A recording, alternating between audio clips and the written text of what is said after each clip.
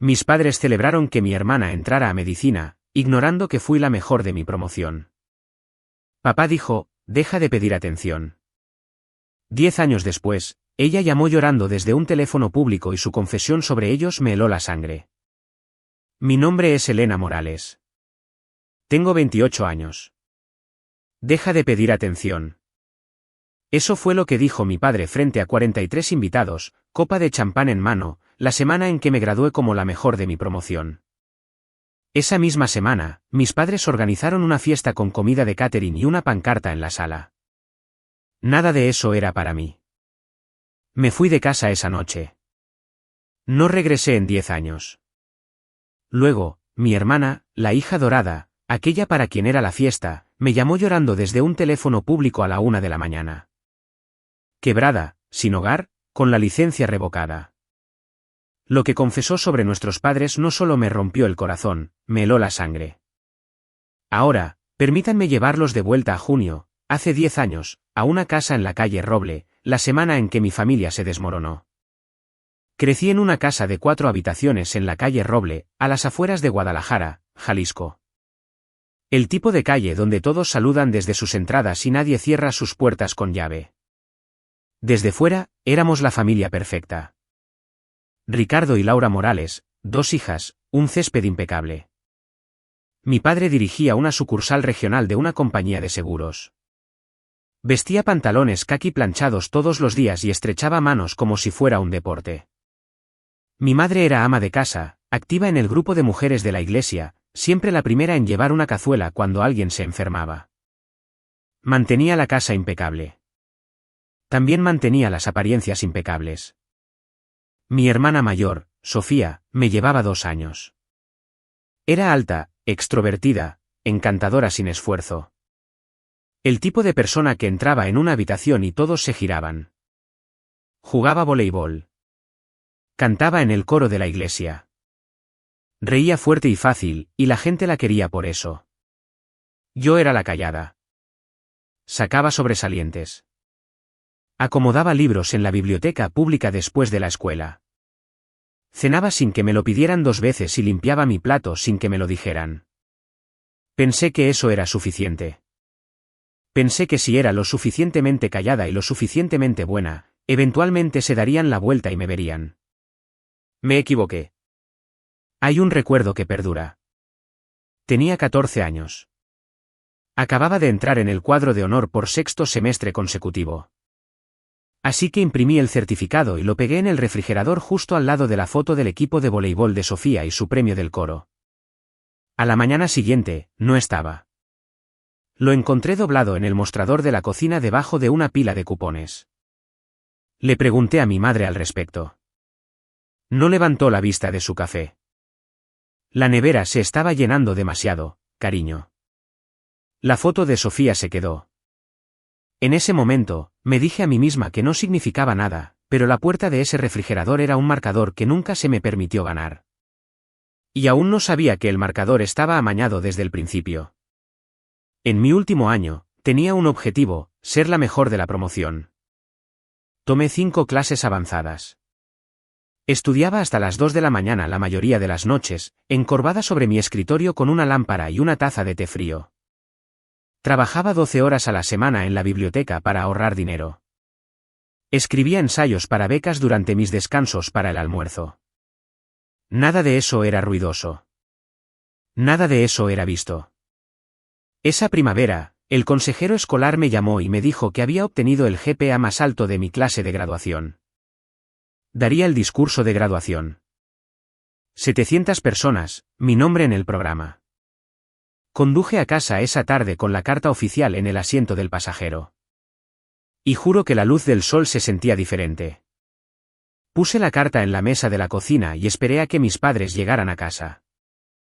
Mi padre pasó junto a ella, recogió el correo, puso el correo encima de la carta. Mi madre entró cargando la compra. Dije, mamá, hoy recibí algo. ¿Puedo mostrártelo? Ella miró la mesa. ¿Qué es, cariño? Soy la mejor de la promoción. Quieren que dé el discurso de graduación. Oh, qué bien, cariño. Se volvió hacia el refrigerador y empezó a guardar la leche. ¿Ya empezaste tu discurso? Tal vez pídeles a tus maestros que te ayuden. Eso fue todo. Le pregunté a una maestra, la señora Remedios Castro, mi instructora de inglés avanzado. Tenía 62 años, ojos penetrantes, cabello plateado, siempre recogido, gafas de lectura en una cadena alrededor del cuello. Leyó mi primer borrador en su escritorio después de clases, bolígrafo rojo en mano. Cuando terminó, dejó el bolígrafo, me miró por encima de las gafas y escribió una línea en la parte inferior de la página con una letra cursiva y pulcra. Estoy orgullosa de ti. ¿Recuerdas este sentimiento? Esa línea de la señora Castro. La necesitaría más de lo que nunca imaginé. La semana de graduación comenzó un martes. Ese fue el día en que llegó la carta oficial de mejor de la promoción por correo certificado. Un sobre de color crema grueso, con el sello de la escuela grabado en oro. Lo dejé en el mostrador de la cocina, apoyado contra el frutero donde alguien tendría que verlo. El miércoles por la mañana, Sofía llamó a casa. Había sido aceptada en la Facultad de Medicina. En una hora, mi madre había llamado a 15 personas. Podía oírla desde arriba, caminando por la sala, su voz brillante y sin aliento. ¿Puedes creerlo? Mi Sofía. Al mediodía, mi padre había encargado una pancarta en línea. Letras blancas sobre azul marino. Futura doctora Morales. Para el viernes, el servicio de catering estaba reservado. El sábado, la fiesta. 43 invitados apiñados en nuestro patio trasero. Tías, tíos, primos, vecinos, amigos de la iglesia. Mi padre había alquilado una mesa plegable para los postres. Mi madre llevaba una blusa nueva. Había copas de champán en cada superficie y un pastel con el nombre de Sofía escrito en glaseado lavanda. Regresé de mi turno en la biblioteca a las 4. Podía oír el ruido desde la entrada. Me senté en mi coche un momento, mi toga de graduación doblada en el asiento trasero, y me dije a mí misma, solo entra. Sé feliz por ella. Quizás alguien pregunte. Nadie preguntó. Me moví por esa fiesta como un fantasma. Rellené los tazones de papas fritas. Le sonreí a mi tía Graciela. Dije, felicidades a Sofía, y lo dije en serio. De verdad lo hice. Ella me abrazó de lado, ya girándose hacia la siguiente persona. En algún momento, regresé a la cocina. Y allí, en el mostrador, exactamente donde la había dejado hacía 4 días, estaba la carta de mejor de la promoción. Estaba clavada debajo de una pila de platos de papel usados, absorbiendo un anillo de condensación del vaso de alguien. La recogí. El sello dorado estaba manchado, y algo dentro de mí se movió. Salí de nuevo al patio con la carta. El jardín estaba lleno. La gente se agolpaba alrededor de la mesa de postres, riendo, sosteniendo platos. Mi padre estaba cerca de la parrilla con el brazo alrededor de Sofía, contándole a alguien sobre la tasa de aceptación en su facultad de medicina. Mi madre estaba sirviendo champán. Fui primero a mi madre, le toqué el brazo suavemente, mantuve la voz baja. Mamá, yo también tengo noticias. Soy la mejor de la promoción. Ella me miró, sonrió rápidamente. Oh, claro. Qué bien, cariño. Luego se volvió hacia la botella de champán y llenó la copa de un invitado. Me quedé allí durante 10 segundos, tal vez 15. Luego lo intenté de nuevo, más fuerte esta vez, lo suficientemente fuerte como para que el pequeño grupo cerca del patio me escuchara. También me gradué esta semana. Daré el discurso de mejor de la promoción el lunes. El jardín no se quedó en silencio de repente. Se quedó en silencio en un murmullo. Algunas cabezas se giraron. La tía Patricia, la hermana menor de mi madre, levantó la vista de su plato. Sofía miró. Mi padre dejó su bebida. Me miró directamente y su voz no se elevó. No era necesario. Cortó igual de bien a volumen normal. Elena, deja de pedir atención. No todo se trata de ti. Esta es la noche de tu hermana. 43 personas lo escucharon. Nadie dijo una palabra. La tía Patricia miró sus zapatos. Mi tío tosió. Sofía soltó una risa corta e incómoda y se volvió hacia alguien a su lado. Mi madre rellenó otra copa como si yo no hubiera hablado en absoluto. Caminé de regreso por la cocina, por la puerta principal y salí a mi coche. Me senté en el asiento del conductor en esa entrada durante 15 minutos. No encendí el motor. Solo me senté allí sosteniendo una carta manchada, respirando. Esa fue la última vez que lloré por esta familia. Me senté en ese coche y tomé una decisión. Nunca más le daría a alguien el poder de hacerme sentir invisible. Pero 10 años después, aprendería que lo que mis padres me robaron esa noche fue mucho menos de lo que me habían estado robando todo el tiempo. Llegó el lunes, día de la graduación. Me puse la toga y el birrete sola en mi habitación. Me miré al espejo del baño. Conduje sola a la escuela. El auditorio tenía capacidad para 700 personas. Lo sé porque conté las filas mientras esperaba entre bastidores. Las familias llegaban. Madres con cámaras, padres guardando asientos, hermanos inquietos en las filas de atrás. Los observé desde detrás del telón y sentí algo hueco instalarse en mi pecho. Cuando llamaron mi nombre, caminé hacia el podio. Las luces eran cálidas. El micrófono zumbaba. Di el discurso en el que había trabajado durante 6 semanas. Sobre la perseverancia, sobre demostrarte a ti mismo cuando nadie te observa. Sobre la tranquila dignidad de presentarse incluso cuando nadie aplaude. 700 personas aplaudieron. Miré la fila 4, asientos 7 al 10. Los que había reservado para mi familia. Estaban vacíos. Los 4. Pero en la fila 3, justo al lado del pasillo central, una persona se puso de pie. La señora Remedios Castro. Estaba aplaudiendo con fuerza, ambas manos en alto, sus ojos brillantes detrás de esas gafas. Después de la ceremonia, me encontró entre la multitud. No dijo mucho.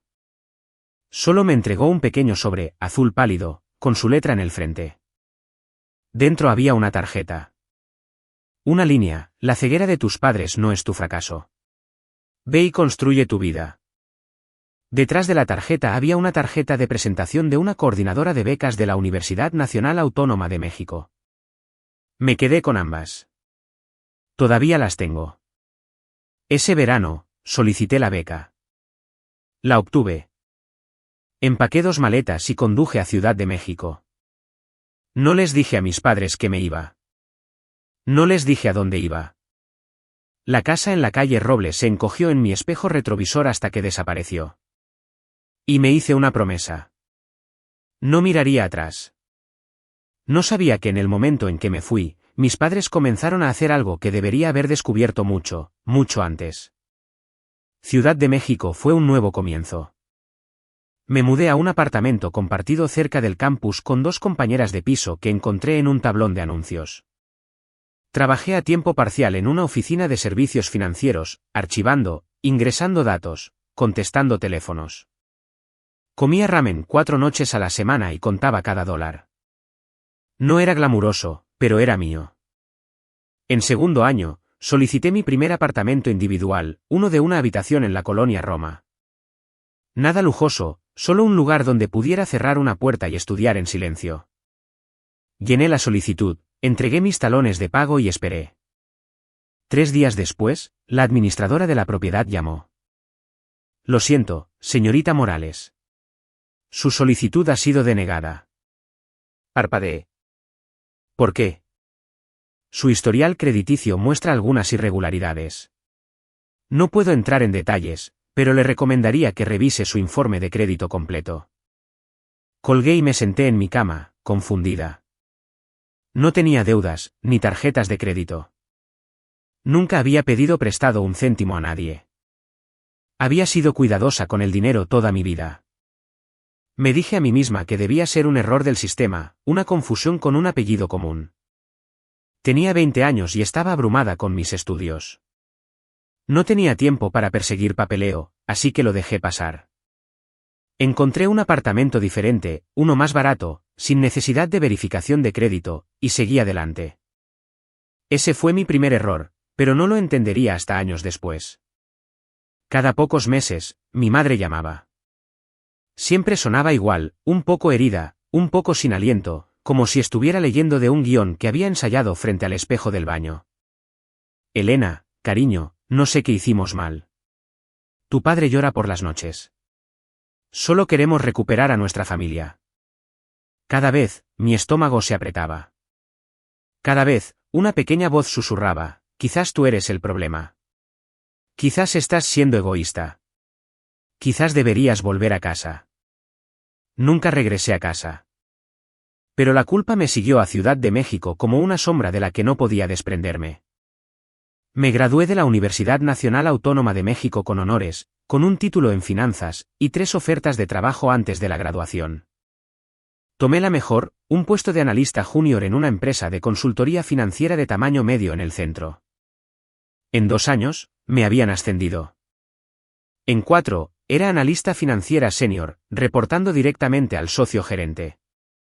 Mi jefa, la señora Margarita Solís, de unos 50 años, sin tonterías, el tipo de mujer que usaba gafas de lectura en una cadena plateada y recordaba cada número que había visto, me llamó a su oficina una mañana. Elena, eres una de las mentes más brillantes que he contratado en 15 años. Sigue así. Le di las gracias. Regresé a mi escritorio y miré mi monitor durante mucho tiempo. A los 26 años, tenía mi propio apartamento, un coche fiable, una cuenta de ahorros creciente. Estaba construyendo algo real. Sobre el papel, mi vida parecía una historia de éxito. Pero cada Navidad, me sentaba sola. Cocinaba algo pequeño. Pollo asado, puré de papas, una copa de vino. Observaba caer la nieve sobre Ciudad de México y pensaba en la casa de la calle Roble. No con anhelo exactamente. Más bien como un moretón que sigues presionando para ver si todavía duele. Siempre dolía un poco. No hablé con Sofía. Ni una sola vez en todos esos años. Cada vez que su nombre cruzaba mi mente, veía la misma imagen.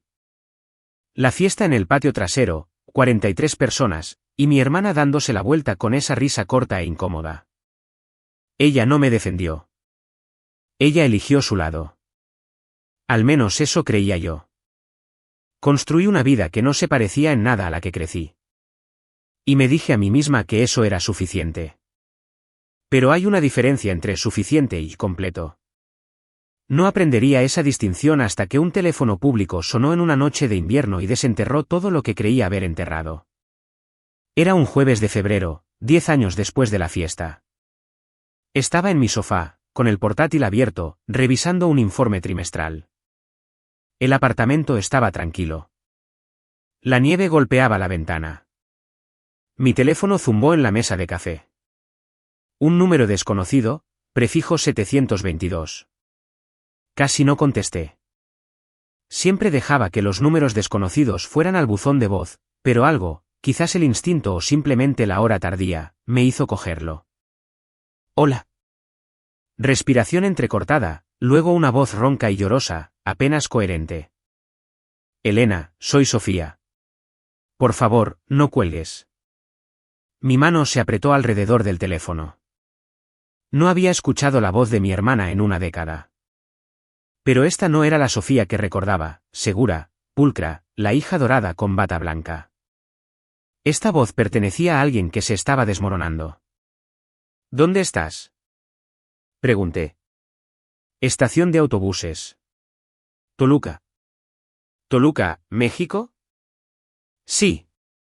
¿Por qué estás en una estación de autobuses a las 11 de la noche? Una respiración temblorosa. Luego mi teléfono se cortó. No tengo dinero para un hotel. Encontré un teléfono público. Me levanté, caminé hacia la ventana. La nieve ahora era más intensa. ¿Por qué no estás en casa de mamá y papá?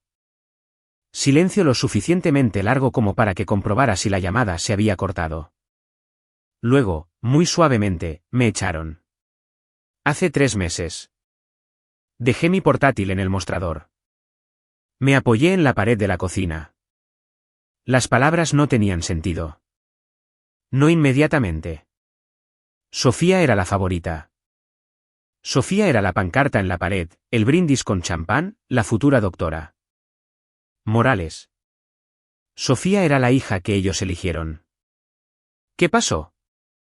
Pregunté. No puedo. No puedo explicarlo todo por teléfono. Solo necesito un lugar a donde ir esta noche, por favor. Su voz se quebró en la última palabra. Todavía no sabía lo que me iba a decir. No sabía que sus siguientes palabras me harían sentarme en el suelo de mi cocina. Pero algo en la forma en que dijo por favor, como si fuera la última palabra que le quedaba, me dijo que esto no era solo una mala noche. Esto era el comienzo de algo que nunca podría deshacer. Le dije que se quedara donde estaba. Ella habló mientras yo me ponía el abrigo. No en oraciones completas, en fragmentos, como alguien que rebusca entre escombros. Había perdido su licencia médica hace 6 meses. Un error de prescripción, dosis incorrecta, historial del paciente equivocado. El hospital inició una revisión interna. El Consejo Médico Estatal abrió una investigación. En 8 semanas, su licencia fue suspendida. 2 meses después, fue revocada. Estaba trabajando 80 horas a la semana, dijo. Su voz ahora era plana, vacía. Estaba tan cansada que no veía con claridad. Cometí un error. Me puse las botas, agarré las llaves. ¿Le dijiste a mamá y papá? Ellos se enteraron antes que yo. Alguien de la iglesia conocía a alguien de la junta del hospital. Papá me llamó antes de que llegara la carta. ¿Qué dijo? Ella rió. Un sonido corto y frágil. ¿Sabes lo que dijo? Sabes exactamente lo que dijo. Lo sabía, pero quería escucharlo. Dijo, has humillado a esta familia. Cerré la puerta principal. El frío me golpeó la cara. ¿Y mamá? Mamá no dijo nada. Solo se quedó detrás de él y lloró como siempre hace. Después de que le revocaran la licencia, Sofía no pudo pagar el alquiler. Había regresado a la casa en la calle Roble. Temporalmente, pensó, pero 2 semanas después, Ricardo le dijo que tenía que irse. La gente está hablando, dijo. Le dijimos a la iglesia que estás viajando al extranjero, así que la escondieron. Y cuando esconderla se volvió inconveniente, la desecharon. Me amaron mientras fui útil, Elena. Su voz se quebró de nuevo. En el segundo en que no lo fui, me convertí en ti. Esa frase caló hondo. No respondí. Solo encendí el coche y salí de mi estacionamiento hacia la nieve. Pero esa no fue la peor cosa que Sofía me dijo esa noche. Me contó sobre el escritorio. Cuando Ricardo la echó, Sofía empacó lo que pudo. En su última noche en la casa, entró en la oficina de mi padre, la única habitación a la que nunca se nos permitió entrar de niños. Estaba buscando su certificado de nacimiento. Lo que encontró fue una carpeta de Manila en la parte trasera del cajón inferior, detrás de viejas declaraciones de impuestos. Estaba llena de correos electrónicos impresos, dijo. Entre mamá y papá, de hace 12 años. Ahora estaba en la autopista, la nieve se extendía por mis faros, los limpiaparabrisas marcando el ritmo. ¿Qué tipo de correos electrónicos? Sobre nosotras, Elena, sobre cómo mantenernos separadas. Mi agarre en el volante se apretó. Me leyó fragmentos de memoria. Papá a mamá, fechado el año en que me fui. Si hablan demasiado, compararán notas. No podemos permitir que eso suceda, punto. Mamá a papá, 2 años después. Dile a Sofía que Elena no quiso venir para Navidad. Le diré a Elena que Sofía está demasiado ocupada, punto. Año tras año, festividad tras festividad, cumpleaños tras cumpleaños, 2 mentiras separadas contadas en 2 direcciones diferentes, diseñadas para evitar que 2 hermanas se sentaran en la misma habitación el tiempo suficiente para darse cuenta de la verdad. 12 años, susurró Sofía.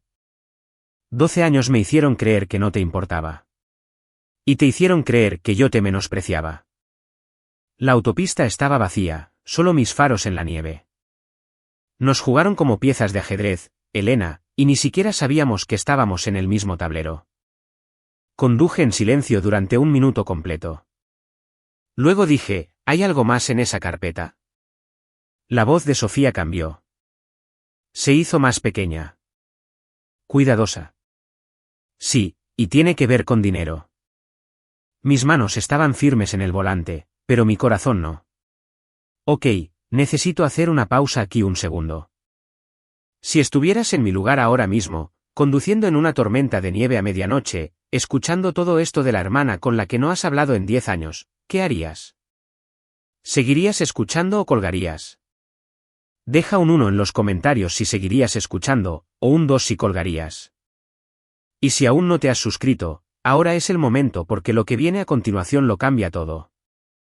Sofía me contó sobre los otros papeles en la carpeta. Detrás de los correos electrónicos, en una funda de plástico separada, había fotocopias de solicitudes de tarjetas de crédito. 5 de ellas, 3 a mi nombre, 2 a su nombre. Cada una abierta a los pocos meses de nuestros cumpleaños número 18. Cada una firmada con una letra que no era la nuestra. Nunca abrí una tarjeta de crédito en mi vida, dijo Sofía. Ni siquiera sabía que existían hasta que las saqué de ese cajón. Me incorporé a la rampa de salida hacia Toluca. El cartel de la estación de autobuses brillaba en verde a lo lejos. ¿Para qué se usaron? Matrícula, pagos del coche, la remodelación de la cocina, ese techo nuevo que pusieron hace 2 años hizo una pausa. Y la fiesta, Elena, el catering, el champán, la pancarta, todo fue a una tarjeta con tu nombre. La deuda total en las 5 cuentas, más de $110,000, dividida entre 2 hijas que nunca habían firmado un solo formulario. Pensé en la solicitud de apartamento. Segundo año, la voz de la administradora de la propiedad por teléfono. Su historial crediticio muestra algunas irregularidades. Me había dicho a mí misma que era un error del sistema. Me había dicho a mí misma que no era nada. No era nada. Por eso mi crédito estaba marcado, dije, no una pregunta. Sí, por eso tu crédito estaba marcado. Entré en el estacionamiento de la estación de autobuses de Toluca. A través de las puertas de cristal, pude ver una figura sentada en una silla de plástico bajo luces fluorescentes. Una pequeña maleta a su lado, la cabeza inclinada. Apagué el motor. Los limpiaparabrisas se detuvieron. La nieve se acumulaba en el parabrisas. ¿Sofía? Sí. ¿Todavía tienes esos papeles? Fotografié todo y traje los originales. Me quedé allí un momento. Luego abrí la puerta y salí al frío. No solo me ignoraron. No solo eligieron a Sofía. Usaron mi nombre, mi identidad para construir una vida a la que nunca fui invitada. Y le hicieron lo mismo a ella. Se veía diferente. La Sofía que recordaba era pulcra. Postura recta, ojos brillantes, el tipo de confianza que llena una habitación antes de que ella siquiera hable. La mujer sentada en esa silla de plástico estaba 15 libras más delgada, con las mejillas hundidas, usando un abrigo demasiado delgado para febrero en México. Su cabello estaba recogido en un moño que parecía no haberse rehecho en días. Se levantó cuando me vio.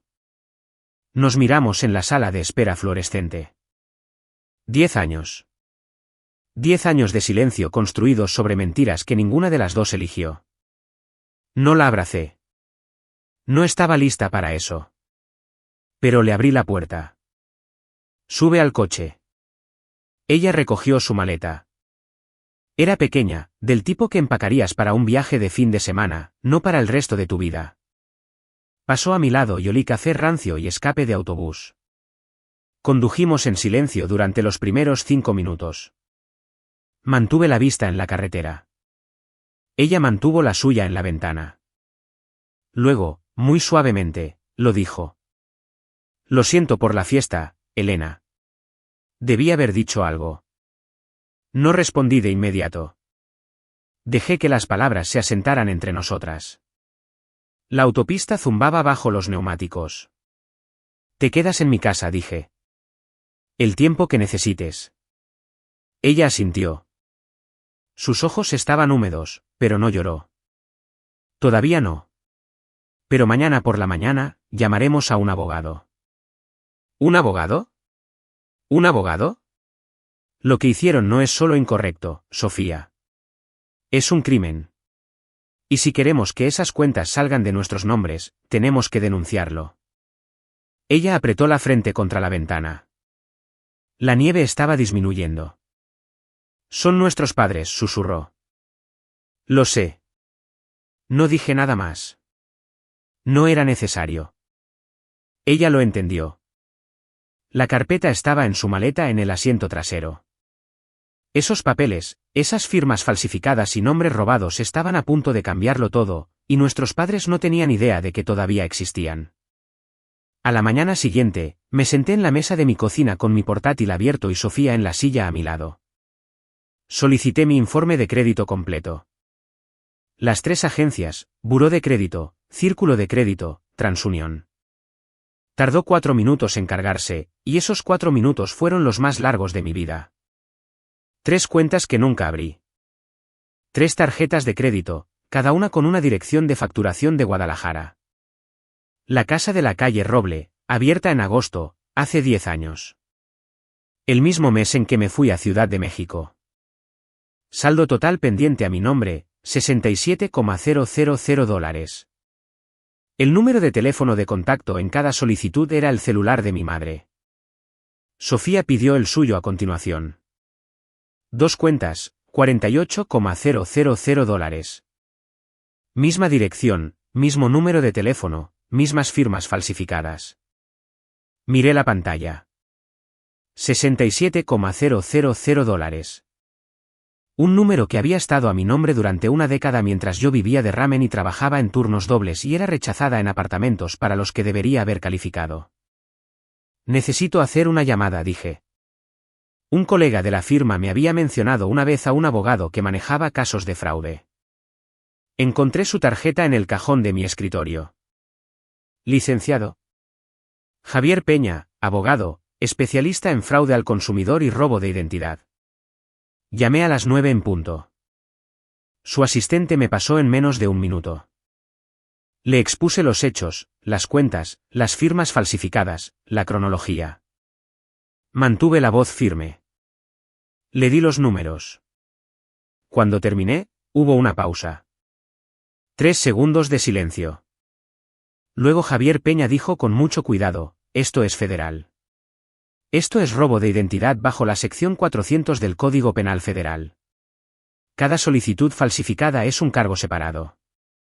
Miré a Sofía. Ella estaba agarrando su taza de café con ambas manos, sus nudillos blancos.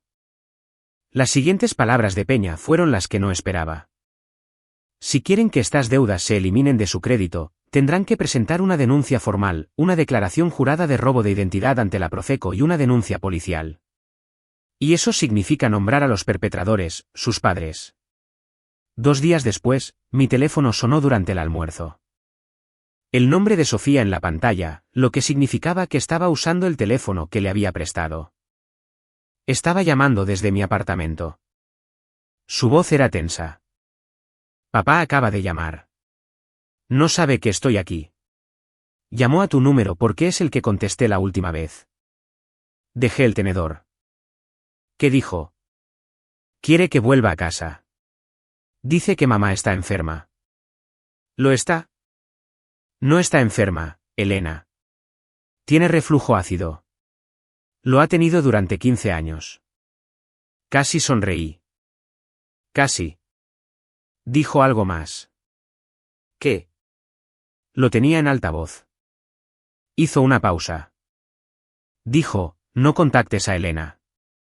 Esa chica solo empeorará las cosas. Siempre ha estado celosa de ti, punto. Estaba sentada en la sala de descanso de mi oficina, 2 colegas en la mesa de al lado, comiendo sándwiches, hablando de una reunión con un cliente. Vida normal a 1 metro de distancia. Y aquí estaba yo escuchando a mi padre mentirme a mi hermana de nuevo desde 300 kilómetros de distancia. Hay más, dijo Sofía. Me dijo que si no vuelvo, llamará a la policía y denunciará que robé objetos de la casa cuando me mudé. Apreté la mandíbula. ¿Qué objetos? No dijo, Pero ambas sabemos de qué habla. La carpeta, los correos electrónicos, las solicitudes de tarjetas de crédito, la prueba. Mi padre no estaba preocupado por la propiedad robada. Estaba preocupado por las pruebas robadas. Simplemente no sabía que Sofía ya me las había mostrado. No sabía que un abogado ya las había visto. Y no tenía idea de que los documentos que estaba tratando de recuperar eran precisamente los que podían llevarlo a un tribunal federal. No le devuelvas la llamada, dije. No te involucres. Deja que el licenciado Peña se encargue. Colgué y miré mi almuerzo. Ya no tenía hambre. Al día siguiente, fue el turno de mi madre. Estaba en mi escritorio cuando entró la llamada. Un prefijo de Guadalajara. Lo supe antes de contestar. Elena, cariño. Su voz era fina y temblorosa, como siempre cuando quería algo. He estado tan preocupada por ti. No entiendo por qué tú y tu hermana se están alejando de nosotros. Tu padre y yo, las amamos tanto a ambas. La dejé terminar. Luego hice la pregunta, mamá, ¿abriste alguna cuenta de tarjeta de crédito a mi nombre? Silencio. No el breve, sino el que tiene peso. ¿De qué estás hablando? 3 tarjetas de crédito, mi nombre, tu número de teléfono en las solicitudes. Abiertas hace 10 años. Más silencio. Luego su voz cambió, más aguda, más tensa, herida. ¿Me estás acusando?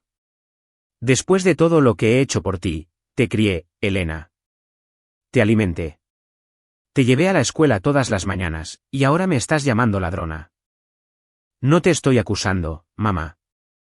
Te estoy preguntando, y no has dicho que no. Podía oírla respirar rápido, superficialmente. Luego comenzaron las lágrimas. No puedo creer esto. No puedo creer que mi propia hija me diga algo así. Tu padre tenía razón. Siempre has resentido a esta familia. Siempre has querido destrozarnos. Su voz se quebró en los lugares correctos. Había tenido décadas de práctica. Mamá, he terminado. Elena, he terminado de intentarlo. La línea se cortó. Dejé mi teléfono boca abajo en el escritorio. Me quedé muy quieta por un momento. Luego abrí mi correo electrónico y comencé a redactar un mensaje para el licenciado. Pene.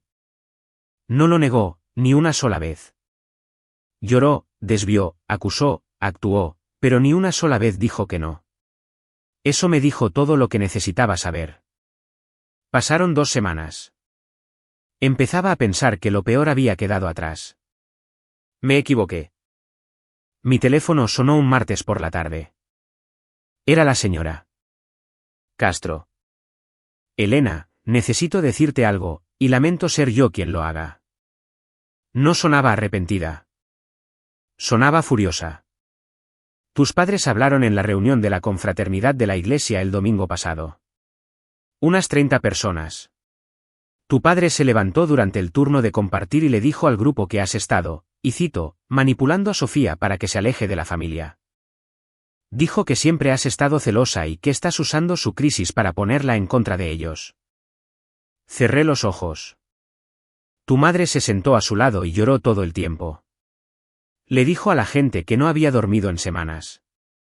Pude imaginarlo perfectamente. Ricardo de pie, con la voz firme, el patriarca afligido. Laura a su lado con su pañuelo, los hombros temblando a la señal. Los dos actuando la angustia para una audiencia de 30, de la misma manera que habían actuado una familia perfecta para 43 personas en esa fiesta en el patio trasero hace una década. Algunos de los miembros de la iglesia me enviaron mensajes después, continuó Remedios. Querían tu información de contacto para decirte, y cito, deberías avergonzarte, punto. 2 mensajes de texto llegaron mientras todavía estábamos hablando por teléfono. Uno de una mujer que recordaba vagamente de la escuela dominical de la infancia. ¿Cómo te atreves a hacer esto a tus padres? Otro de un hombre al que no podía ubicar. Tu madre es una santa. Le estás rompiendo el corazón. Sofía estaba sentada al otro lado de la habitación, leyendo por encima de mi hombro. Ninguna de las dos habló. La voz de Remedios ahora era firme. Elena, conozco a tus padres desde hace 20 años. También te conozco a ti. La verdad siempre sale a la luz. No dejes que reescriban tu historia. Asentí aunque ella no pudiera verme. Luego tomé mi teléfono y llamé a Javier Peña. Estoy lista para presentar la denuncia, dije. ¿Todo? ¿Estás segura? Una vez que lo presentemos, habrá una investigación federal. Sus padres lo sabrán. Estoy segura. Permítame preguntarle algo. ¿Alguna vez alguien le ha tergiversado la verdad sobre usted a personas que le importaban? ¿Alguna vez la han pintado como la villana de su propia historia? Escriba sí o no en los comentarios. Y si esta historia les resuena, compártanla con alguien que necesite escucharla ahora mismo, porque aquí es donde las cosas empiezan a desmoronarse para mis padres. Y nunca lo vieron venir. La oficina del licenciado. Javier Peña estaba en el 7º piso de un edificio de cristal en el centro de Ciudad de México. Líneas limpias, tranquilo, el tipo de lugar donde suceden cosas serias sin que nadie levante la voz. Sofía y yo nos sentamos frente a él en una larga mesa de conferencias. Entre nosotros, 3 informes de crédito, fotocopias de 5 solicitudes falsificadas, una pila de correos electrónicos impresos y una cronología que había escrito a mano en un bloc de notas legal. Peña extendió los documentos. Estudió cada uno, pasando las páginas lentamente, haciendo anotaciones en el margen con un bolígrafo plateado. No se apresuró. Las solicitudes de tarjetas de crédito fueron firmadas por alguien que no era el titular de la cuenta, dijo. La información de contacto en cada formulario pertenece a su madre. La dirección de facturación es la casa de sus padres y los cargos corresponden a pagos de matrícula, compras de vehículos y gastos de renovación de la casa de los que sus padres se beneficiaron directamente. Levantó la vista. Esto es robo de identidad bajo la sección 400 del Código Penal Federal. Cada solicitud fraudulenta es un delito federal separado. Combinado con las firmas falsificadas, también estamos viendo fraude y potencialmente fraude electrónico, dependiendo de cómo se presentaron las solicitudes. Sofía se movió en su silla. Pude sentir su vacilación. La entendí. No estábamos hablando de extraños. Estábamos hablando de las personas que nos llevaron a la escuela, que se sentaron a la cabecera de la mesa en el Día de Acción de Gracias, que nos dijeron que nos amaban incluso cuando no lo sentían. Pero si queremos que se eliminen las deudas, dije, este es el único camino. ¿Correcto? Las agencias de crédito requieren una denuncia policial o una declaración jurada de robo de identidad de la Profeco para iniciar una disputa de esta naturaleza. No hay otro mecanismo. Peña deslizó 2 formularios de declaración jurada sobre la mesa. Uno para mí, uno para Sofía. No firmé ese papel por venganza. Lo firmé porque mi nombre había sido usado sin mi consentimiento, y tenía todo el derecho legal a recuperarlo. Sofía tomó el bolígrafo. Su mano se cernió sobre la línea de la firma. Luego firmó. 2 semanas después de presentar la denuncia, las repercusiones comenzaron. No las planeé. No orquesté nada. Fui a trabajar. Volví a casa. Preparé la cena para Sofía y para mí. Seguí las instrucciones de Peña. No contactes a tus padres. No discutas el caso públicamente. Deja que el proceso funcione. Pero en una comunidad tan pequeña como la que mis padres construyeron su reputación, la verdad no necesita un portavoz. Solo necesita una grieta en la pared. Remedios Castro fue esa grieta. No difundió chismes. No publicó nada en línea. Pero cuando la gente le preguntó, y lo hicieron porque el discurso de Ricardo en la reunión de la confraternidad había provocado rumores, ella respondió honestamente.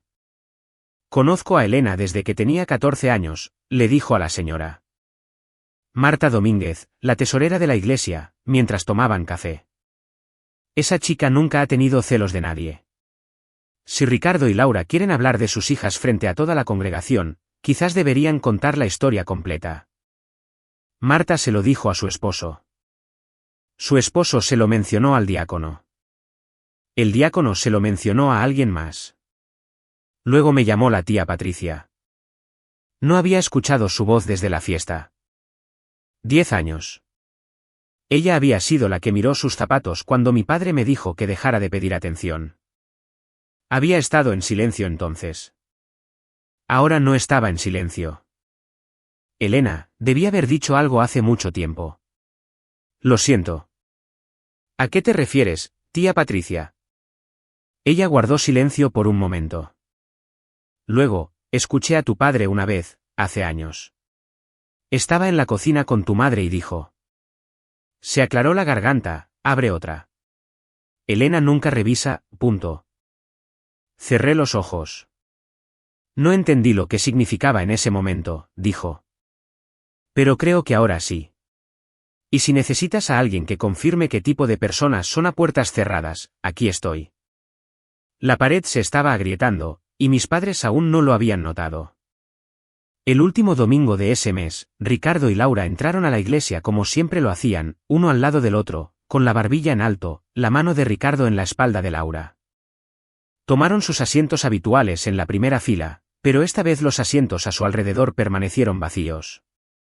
La gente entraba, saludaba cortésmente, se sentaba 2 filas atrás, 3 filas atrás. Nadie eligió el lugar junto a Ricardo. Nadie se inclinó para preguntarle a Laura cómo estaba. La comunidad que una vez había girado en torno a ellos se reajustó discretamente, no con hostilidad, sino con distancia. El pastor, el reverendo Alejandro Ríos, no nombró a nadie.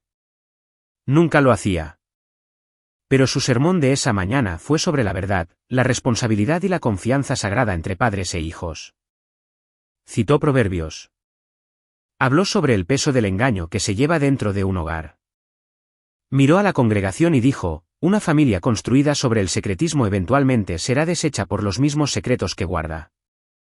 Ricardo miró fijamente hacia adelante. Tenía la mandíbula tensa. Laura se llevó un pañuelo a la cara. Después del servicio, 3 parejas, amigos de toda la vida, personas que habían estado en la fiesta en el patio trasero hace 10 años, se acercaron a Ricardo cerca del estacionamiento. Los García, los Rojas, los Martínez. El señor García habló primero. Su voz era baja pero directa. Ricardo, necesitamos preguntarte algo. ¿Es cierto que abriste tarjetas de crédito a nombre de tus hijas? El rostro de Ricardo no se desmoronó. Se endureció. Los asuntos de mi familia son los asuntos de mi familia. Eso no es una negación, Ricardo, dijo el señor García. Laura agarró el brazo de Ricardo y lo llevó hacia el coche. Estaba llorando. Lágrimas de verdad esta vez. O quizás las mismas ensayadas. Se estaba volviendo difícil notar la diferencia. Yo no estaba allí. No necesitaba estarlo. La verdad no necesita un micrófono. Solo necesita una voz honesta y luego otra hasta que el silencio se vuelve imposible de mantener. Ricardo me llamó esa tarde. Estaba lavando los platos. El teléfono vibró en el mostrador y su nombre se iluminó en la pantalla. No lo había visto allí en 10 años. Me sequé las manos, lo cogí y contesté. Elena. Su voz era diferente, más pequeña. Los bordes afilados habían desaparecido. Lo que quedaba sonaba como un hombre parado en una habitación que se hacía más pequeña cada minuto. Estás destruyendo a esta familia. Necesitas retirar la denuncia. Apagué el grifo. Abrí cuentas a tu nombre porque no tuve elección, dijo. Todo ese dinero fue para la matrícula de Sofía, para esta familia. Lo hice por nosotros. No lo hiciste por nosotros. Lo hiciste por la imagen de nosotros. Lo pagaré. Cada centavo. Solo retira la denuncia. Abriste 3 tarjetas de crédito a mi nombre cuando tenía 18 años. Falsificaste mi firma. Usaste mi número de seguridad social. Eso no es una deuda, papá. Eso es un delito federal. Su respiración se hizo más pesada. Podía oírlo caminar. ¿Quieres ver a tu padre ir a prisión? ¿Es eso lo que quieres? No quiero nada de ti. Quiero mi nombre de vuelta. Elena, me dijiste que dejara de pedir atención. ¿Recuerdas en la fiesta, frente a 43 personas? Así que dejé de hacerlo. Dejé de pedirte nada y ahora no estoy pidiendo. Estoy denunciando. Silencio. Luego, muy suavemente. Y esta es la parte que no esperaba. Su voz se quebró. Por favor, Elena. Lo siento. Sé que me equivoqué, pero no me envíes a prisión. Me quedé en mi cocina, con el teléfono en la oreja, y sentí algo que no anticipaba. No satisfacción, no triunfo, algo más parecido a la pena. Papá, no te estoy enviando a prisión. Te enviaste tú solo hace 10 años. Colgué. Mis manos estaban firmes, pero algo en mi pecho no lo estaba. Las semanas siguientes fueron tranquilas de la manera en que lo es un desenlace. No pacíficas, sino quietas. Peña envió actualizaciones por correo electrónico. La Profeco había procesado nuestra declaración jurada. La policía de Guadalajara había abierto un expediente de investigación. Las agencias de crédito habían marcado las 5 cuentas fraudulentas e iniciado disputas formales. La maquinaria de la justicia estaba girando lentamente y sin drama, como se supone que debe ser. Fui a trabajar todas las mañanas. Analicé números. Me senté en reuniones. Tomé café en mi escritorio y observé cómo la nieve se derretía fuera de mi ventana. Ninguno de mis colegas sabía lo que estaba sucediendo en mi vida personal. No necesitaba que lo supieran. Luego, una tarde de miércoles, la señora Margarita Solís me llamó a su oficina. Estaba de pie detrás de su escritorio con los brazos cruzados y una expresión en el rostro que no pude descifrar. Siéntate, Elena. Me senté. Te estoy nominando para el Premio Regional de Analista Financiero del Centro. Se otorga a un analista por año en toda la región de 3 estados. El comité de selección revisa el próximo mes. Parpadeé. Gracias, Margarita. No me des las gracias. Te lo ganaste. Tu trabajo en la cuenta Pendleton por sí solo habría sido suficiente, pero tu constancia durante 4 años, eso es lo que lo selló. Me estrechó la mano, firme, breve. Luego volvió a leer. Salí de su oficina y caminé por el pasillo. A mitad de camino hacia mi escritorio, me detuve. Me apoyé en la pared, pegué mi espalda a ella y respiré larga y lentamente. Hace 10 años, estaba en un estacionamiento llorando porque mi padre me dijo que estaba pidiendo atención. Ahora, estaba de pie en un pasillo y me decían que era la mejor en lo que hacía. No porque rogara, no porque actuara, sino porque me presentaba todos los días y hacía el trabajo. Ya no necesitaba la aprobación de mi padre. Tenía algo mejor. Tenía la mía propia. Apareció un sábado por la mañana. Sin previo aviso, sin llamada. Abrí la puerta principal para recoger el periódico y allí estaba Laura Morales parada en el pasillo, con los ojos hinchados, el abrigo arrugado, como si hubiera conducido toda la noche. Elena, por favor, necesitamos hablar. Abrí la puerta pero no me aparté. Ella se quedó en el umbral, mitad dentro y mitad fuera. Tu padre podría ir a prisión, dijo. ¿Entiendes lo que eso significa? Podríamos perderlo todo. Abriste cuentas a mi nombre, mamá. Firmaste las solicitudes. No tuve elección. Tu padre me obligó, Elena. La voz de Sofía provino de detrás de mí. Ella se acercó a la puerta, con los brazos cruzados. El rostro de Laura cambió. No había sabido que Sofía estaba aquí.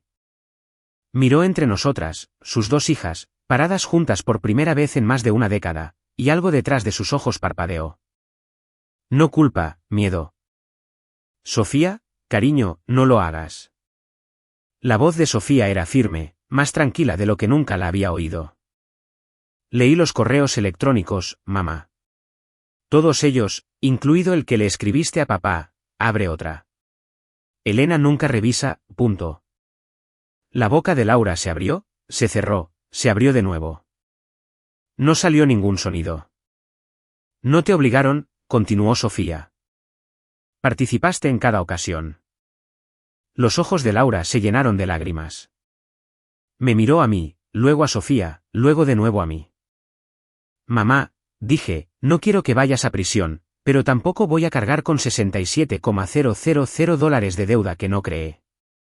Tienes una opción. Coopera con el abogado, reconoce lo que hiciste, negocia una resolución, o espera a que los investigadores federales vengan por ti. Ella me miró. Su labio tembló. Luego se dio la vuelta, caminó por el pasillo y desapareció escaleras abajo sin decir una palabra. Sofía cerró la puerta.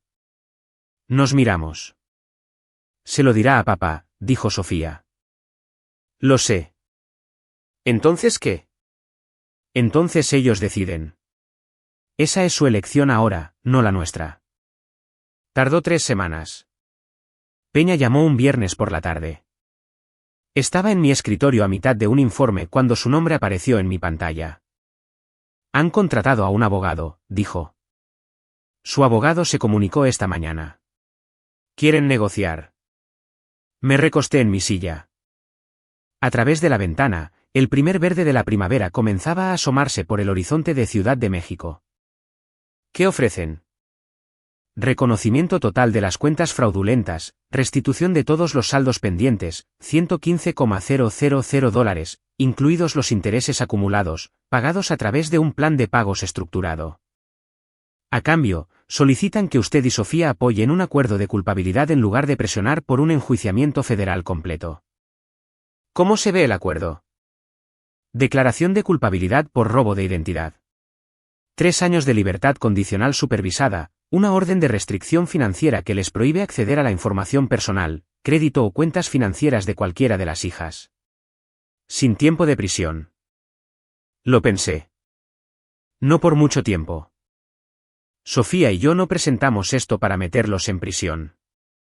Lo presentamos para recuperar nuestros nombres. Entonces esto lo logra. Acéptalo. El papeleo tardó otro mes. Ricardo y Laura Morales se declararon culpables en un tribunal federal de Guadalajara. Sin cámaras, sin espectadores, solo 2 abogados, un juez y 2 padres que habían pasado 20 años construyendo una imagen perfecta, firmando papeles que admitían que era una mentira. Las agencias de crédito eliminaron las 5 cuentas fraudulentas en 60 días.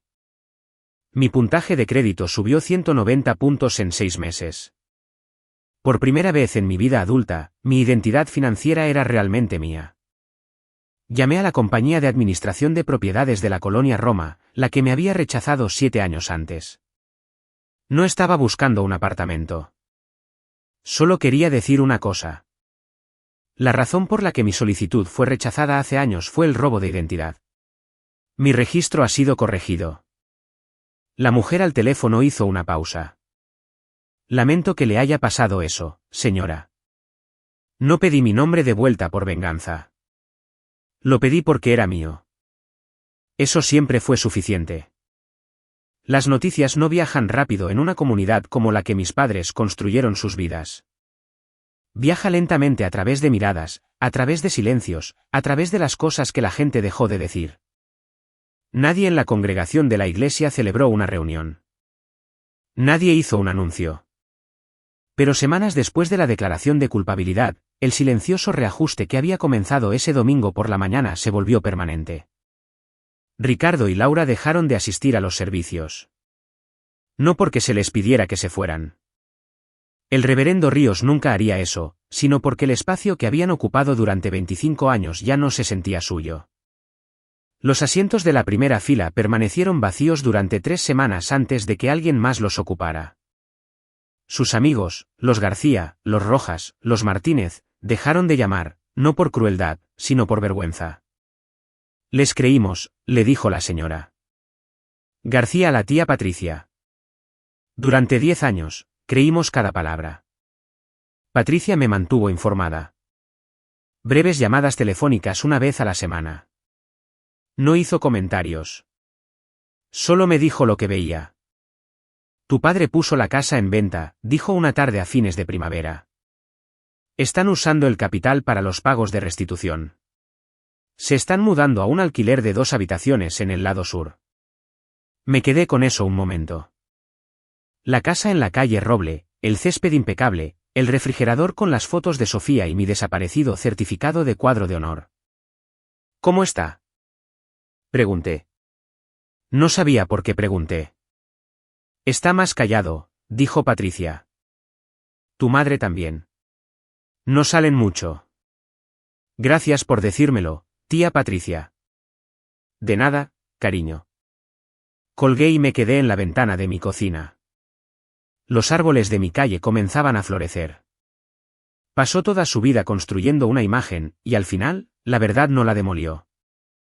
Simplemente encendió las luces, y la gente a su alrededor finalmente vio lo que siempre había estado allí y apartó la mirada. Sofía vivió conmigo durante 3 meses. No voy a fingir que esos meses fueron fáciles. Éramos 2 mujeres de 20 y tantos años, compartiendo un apartamento de una habitación, cargando 2 décadas de daño que apenas comenzábamos a entender. Hubo noches buenas, cocinando juntas, viendo películas viejas, riéndonos de cosas que probablemente no eran tan graciosas. Y hubo noches malas. Una noche de marzo, lo dije. Lo que había estado guardando desde la fiesta. ¿Por qué no dijiste nada esa noche? Cuando papá me dijo que dejara de rogar, simplemente te reíste. Sofía dejó el tenedor. Miró la mesa durante mucho tiempo. Porque le creí, dijo. Pensé que estabas siendo dramática. Pasaron años diciéndome que me guardabas rencor, que tenías celos, que querías arruinar todo lo bueno que me pasaba. Y me lo creí. ¿Todo? Durante 10 años. Durante 10 años. Nos sentamos en silencio. El calentador hizo un clic. Lo siento, Elena. No sé cómo arreglarlo. No tienes que arreglarlo. Solo tienes que ser honesta. Empezamos terapia por separado. Diferentes oficinas, diferentes terapeutas. Sofía trabajó la presión de ser la hija dorada, el peso imposible de un papel que nunca eligió. Yo trabajé la invisibilidad, la culpa, los años de preguntarme si yo era el problema. Sofía encontró un trabajo en abril, como coordinadora de alcance de salud comunitaria en una clínica sin fines de lucro. Usó sus conocimientos médicos sin necesidad de licencia. El salario era modesto. A ella no le importó. Es la primera vez en mi vida que trabajo porque quiero, me dijo una noche, atándose los tenis para dar un paseo. No porque papá necesite un médico en el retrato familiar. Para mayo, se había mudado a su propio apartamento, a 15 minutos del mío. La curación no es una línea recta. Algunas noches discutimos, algunas noches simplemente nos sentamos juntas en silencio. Ambas eran necesarias. La ceremonia de entrega de premios se celebró en el Gran Hotel del Centro en Ciudad de México. Un salón de baile con grandes ventanales, manteles blancos y 200 personas de firmas financieras de todo el país. Llevaba un vestido azul marino que había comprado para la ocasión. Sencillo, profesional. Llegué sola, me registré en la mesa de inscripción y tomé asiento cerca del frente.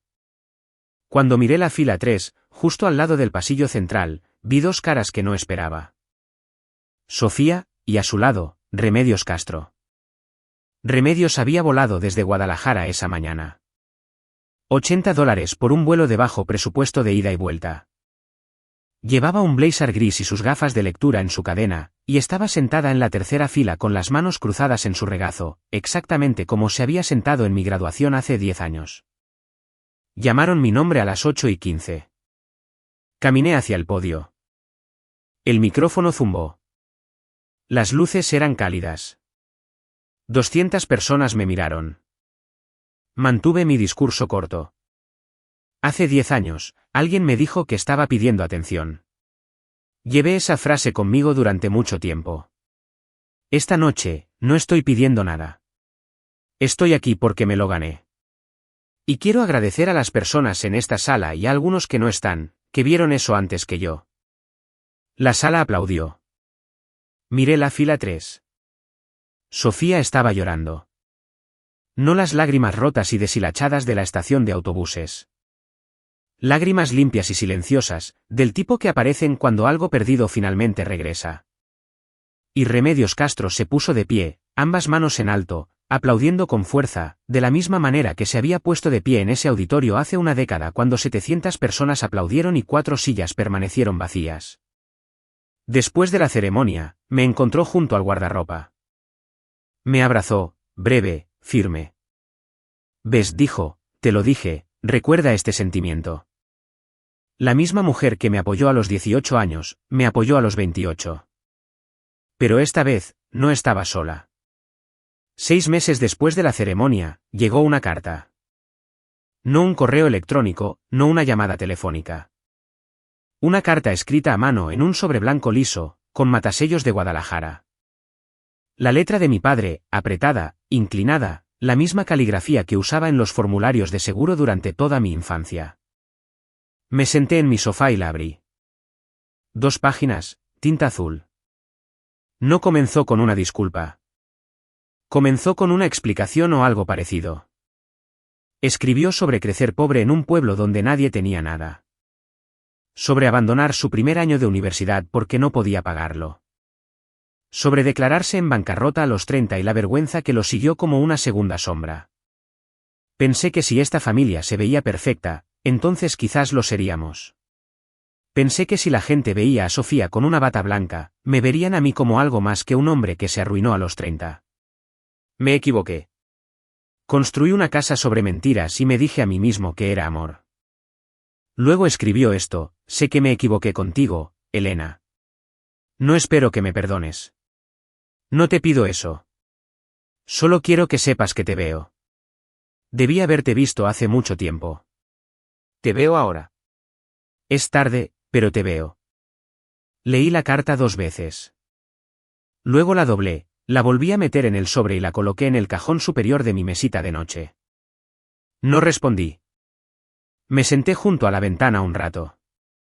El sol se estaba poniendo sobre Ciudad de México, pintando el cielo en tonos cobre y gris. Pensé en el refrigerador de la calle Roble, el certificado desaparecido, el sello dorado manchado debajo de una pila de platos de papel. Finalmente me vio, pero yo ya no necesitaba ser vista por él. Esa es la diferencia que hacen 10 años. No le cerré la puerta a mi padre esa noche, pero tampoco la abrí. Simplemente la dejé estar. Ni cerrada con llave ni abierta de par en par. Un límite, no una pared. La distinción importa. Así que, aquí es donde estoy ahora. Tengo 28 años.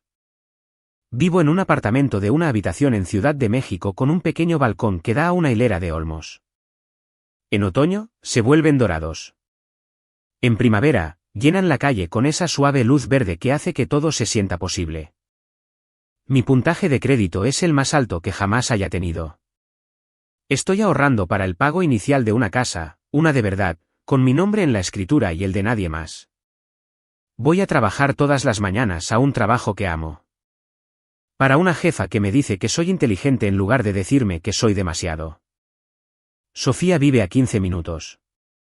Cenamos juntas todos los jueves, no porque alguien nos lo haya dicho, sino porque queremos. A veces cocinamos. A veces pedimos comida tailandesa y la comemos en nuestro sofá con una película de fondo. No hablamos de nuestros padres todas las veces, pero cuando lo hacemos, hablamos con honestidad. Eso es nuevo para nosotras. Todavía es difícil. Se está volviendo más fácil. Sofía llama a nuestro padre una vez al mes. Corto, cortés, cuidadoso. Pone un temporizador en su teléfono. 15 minutos, no más. Dice que es suficiente para ella. Respeto eso. No lo juzgo. Cada uno traza la línea donde la necesita. Yo no lo llamo. No llamo a mi madre. La carta está en el cajón de mi mesita de noche, todavía sin responder.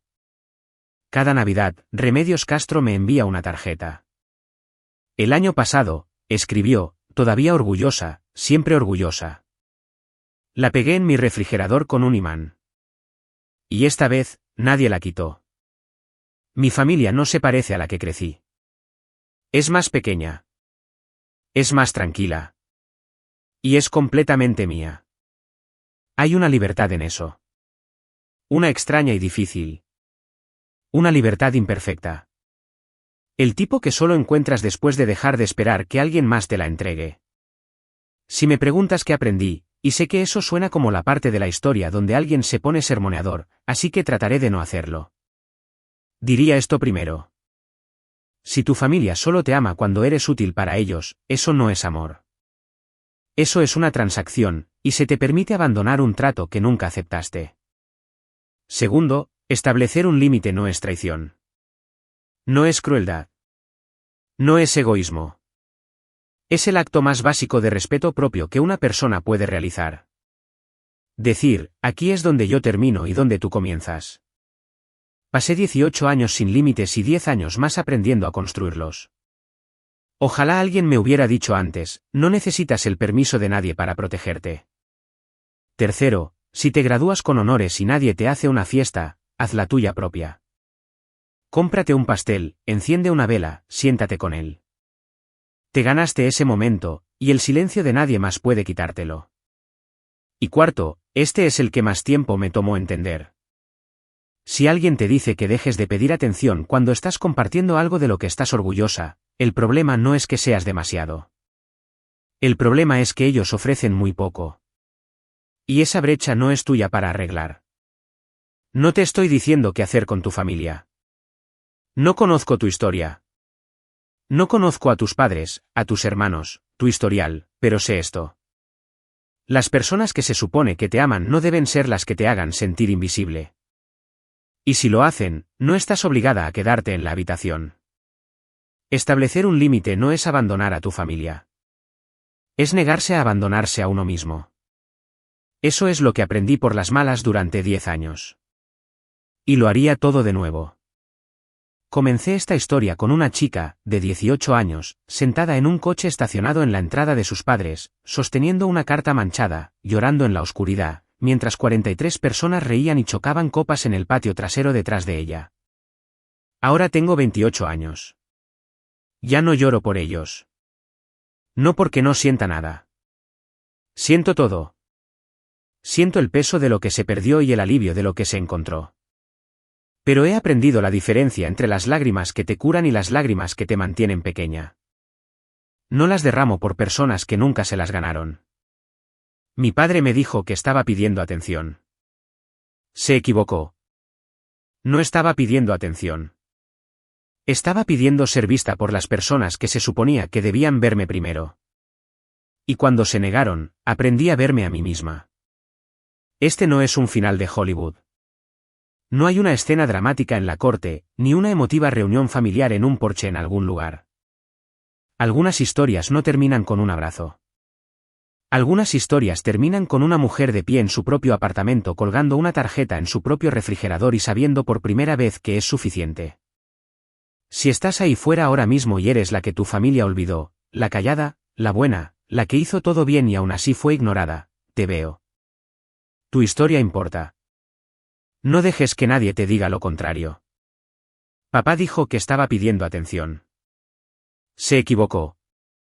Estaba pidiendo ser vista y ahora me veo a mí misma.